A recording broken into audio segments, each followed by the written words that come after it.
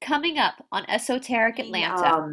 There was a quote Nikolai Tesla said, if you wish something to the effect of, if you wish to learn the secrets of the universe, think of in terms of energy, frequency, and vibration, something to that effect. But then Edgar Cayce, who I've studied for a couple decades, always talked about sound. And reading that stuff 10, 15 years ago, I just was like, okay.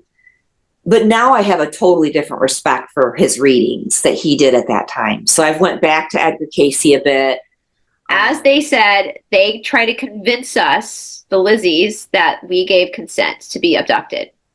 I think that must have happened to both of you, where you were abducted at one point and made to feel like you gave consent. And as a child, in a child's mind, it's easy to believe, to consent to a being bigger than you, right? And so that's why I think you both were scared. But now as adults, no, I changed my mind. I did not give consent. You cannot abduct me.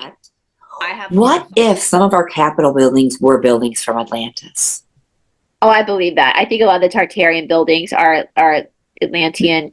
Because it's like if you look at like the domed buildings, which is of course the capitals and things, but then you've got like our big cities, which are a completely different architecture. So I'm like, what are the difference in the timeline? That's just been my own little thought process.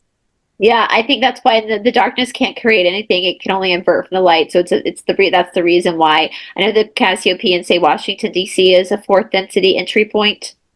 I believe that. It's so. If you think you're awake and can't be deceived, you're the first person that's going to be deceived.